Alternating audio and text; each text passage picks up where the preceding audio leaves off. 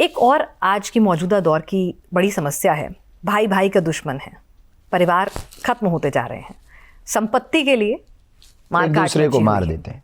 वहां प्रभु श्री राम के खड़ाऊ रखकर भरत जो है राज्य कर लेते हैं। तो क्या कुछ मौजूदा परिवेश में एक भाई के तौर पर प्रभु श्री राम जी का आदर्श भाई की जीवन का तो बहुत अद्भुत है। भरत जैसा भाई नहीं हो सकता और राम जैसा भी नहीं। राम जी अपने जीवन काल में जब वन को जाते हैं, 14 वर्ष का वनवास प्राप्त होता है, तो भरत जी जाते हैं मिलने को, आर्तनाद करते हुए। आर्तनाद का मतलब रोते हुए, चिघाड़ते हुए, पग पग पे आंखें भीगी हैं, राम हे राम। प्रयागराज जैसे ही भरत जी पहुंचते हैं तो वहां ऋषि मुनि कहते हैं कि हमने तपस्या की तो हमें राम के दर्शन हुए। परमात्मा कहते हैं कि हम एक दिन विचार कर रहे थे कि तपस्या का फल अगर राम के दर्शन है तो राम के दर्शन का फल क्या है। लेकिन जब भरत के दर्शन किए और उनका वो आर्तनाद और राम के प्रति प्रेम देखा, वो आंखों में अश्रुधारा देखी, तो महात्मा ऊपर आंख उठाकर रोकर बोले, तपस्या का फल अगर राम के दर्शन है तो राम के दर्शन का फल भरत के दर्शन है। ये भाई का प्रेम है। लेकिन राम जी के अंदर कितना भाई का प्रेम है, ये लंका कांड में देखने को मिला।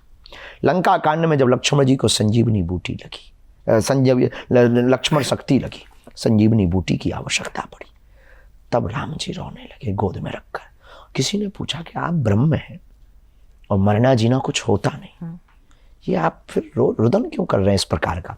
राम जी बोले मैं ब्रह्म हूं, ये इसमें भी कोई संदेह नहीं कि मरना जीना कुछ है नहीं, पर अगर हम वापस अयोध्या जाएंगे तो सुमित्रा माँ को कौन सा मुंह दिखाएंगे, हमें अपनी तो दिक्कत है, सुमित्रा माता को क्या जवाब देंगे। तो ये प्रभु श्री राम की भूमिका है, वो भाई के प्रति कितने आदर्शवान है, ये राम जी से सीखना चाहिए।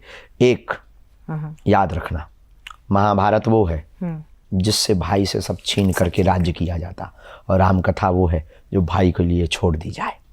राजा आप बन रहे थे, भरत के लिए छोड़ दिया, और भरत भाई वो है कि स्वयं भी खड़ाऊ को राजा बना दिया, खुद दूर हो गया। यह राम कथा के राम का श्रेय है कि भाई के लिए त्यागना ही राम का सच्चा भक्त होना है।